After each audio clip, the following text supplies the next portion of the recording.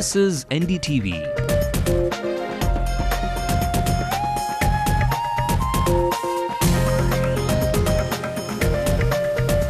And you're watching NDTV Hindu.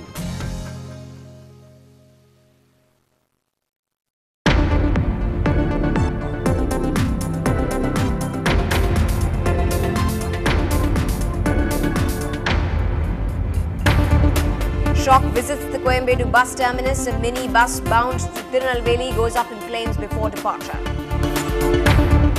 Fortunately, no passengers hurt, but fire DGP blames the private bus owner for lack of maintenance. Owner likely to be arrested. The government falls in line with its advertisements released for the Chennai Sangamam. SARS Tamil Mayam logo has the DMK started distancing itself from the 2G scam.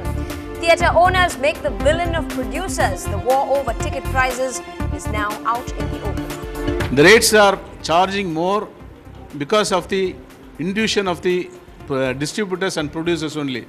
They are insisting us to charge more, then only they will release the movies in our theatres. Chennai huffs and puffs with an active tobacco lobby in place and a ban that's out of place. An NDTV Hindu special report. See, the lobby is prevailing. I feel the central government is very lethargic on this issue. Move over huts, here comes the new plush malls of our city. Fisherfolk by the shores are evicted with nowhere to go. The Haryana Hurricane speaks exclusively to NDTV Hindu on the Bengal Tiger being left out from the IPL 4 auction. I think he done country proud many times, so you have to move on. You can't sit and say, why? And will actor Vijay bomb the box offices yet again? The Kavalan certainly needs some cover himself with his villain's affair as well. Hello and welcome to the Late Night News with me, Evelyn Matthew. Let's also take a look at the rest of the day's news nationally. The Home Ministry tells the Foreign Ministry that it's too premature to share details of the Samjhauta probe with Pakistan.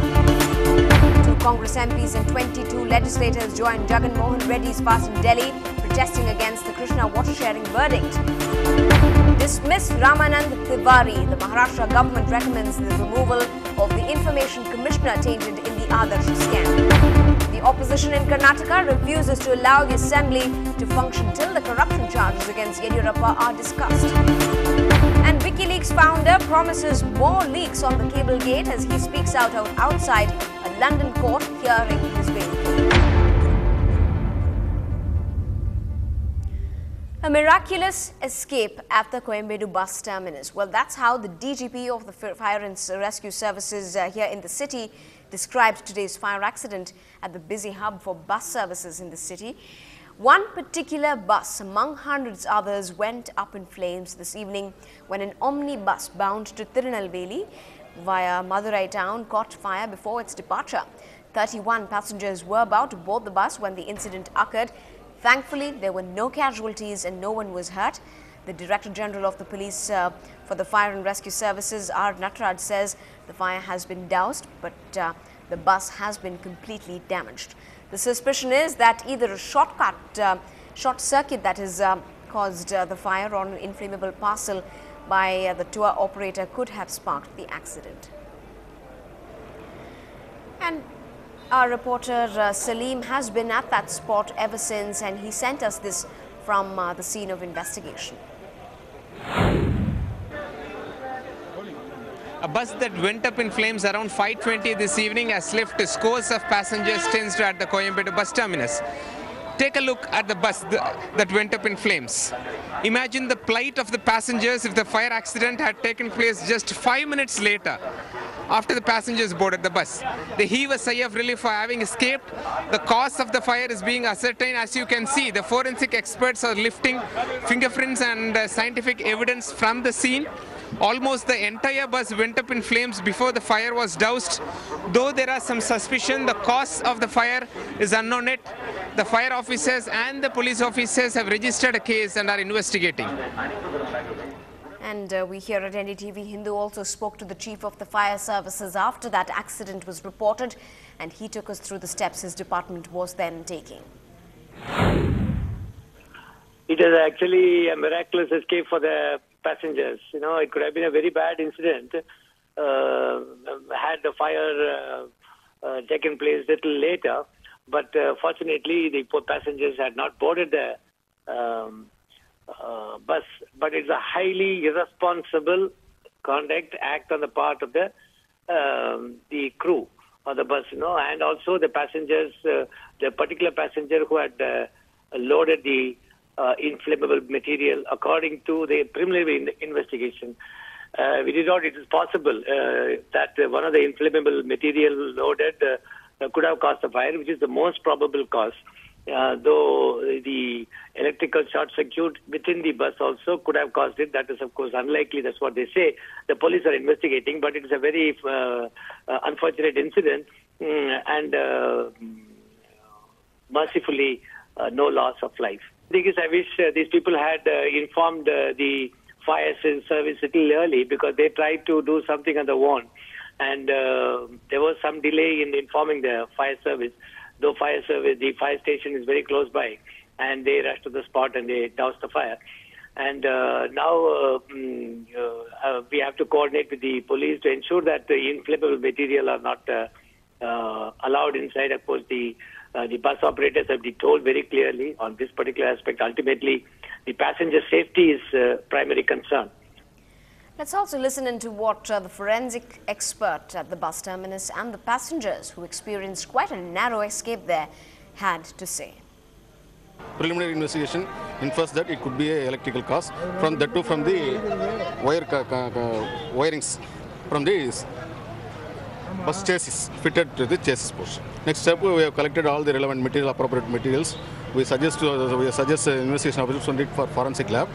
After analysis, we can certainly say that whether it is the cause of the fire is due to electrical damage or any other incendiary materials. I can't say that there is a negligence. Maybe it could be accidental like that. So, as a passenger, what do you feel about this incident? Are you panicked? It makes you... Yeah, definitely, sure. It make not only for me, everybody it make panic. That's the main issue. But I don't know exactly what's going to happen if this continues. இன்னும் நல்லா பாதுகாப்பு கொடுக்கணும். நல்லா இந்த bus என்ன நடக்குன்னு கொஞ்சம் பார்த்துருக்கணும். எதுவும் பார்க்காம விட்டுருப்பாங்கன்னு நினைக்கிறேன். டென்ஷனாக தான் இருக்கு. இப்படி எதுக்கு அவங்க அஜாக்கிரதை தான் காரணம். Well, it's quite a scary evening there for the passengers who were about to board that bus. Moving on, just a day before the Chennai Sangamam takes off, looks like the state government has finally fallen in line. Tamil Mayam is out of the state government's advertisements for the festival. This follows in place with the Madras High Court's directive issued last Friday following a public interest litigation seeking a ban on Tamil Mayam's high-profile presence. Chennai Sangamam is the cultural festival spearheaded by the Rajya Sabha MP Kannimuri and organized by Jagat Gaspar of the Tamil Mayam. The DMK government was forced to distance itself from the body following criticism after the organization was raided by the CBI in connection with the 2G spectrum scam on the 15th of December. Now, in other news, making headlines, an open face-off is staring the film industry in its face. The theatre owners in the state want to hike movie ticket prices for the first weeks after its release. But the Producers' Council wants the current prices to stay. Tamil Nadu is one of the few states where cinema ticket fares have been fixed by the state government. Currently, it ranges between 10 and 120 rupees. Theatre owners today expressed anger over the fact that the Producers' Council asked the public to lodge a complaint against the theatre owners if found that a ticket was overpriced. The association has said that it was the producers and the distributor themselves who forced them to raise ticket fares. The association also told the Producers' Council that they would not be giving any minimum guarantee for Pongal releases and would only work with distributors on the basis of profit-sharing models. The association said that a maximum of only 55% would be given to the producer-distributor.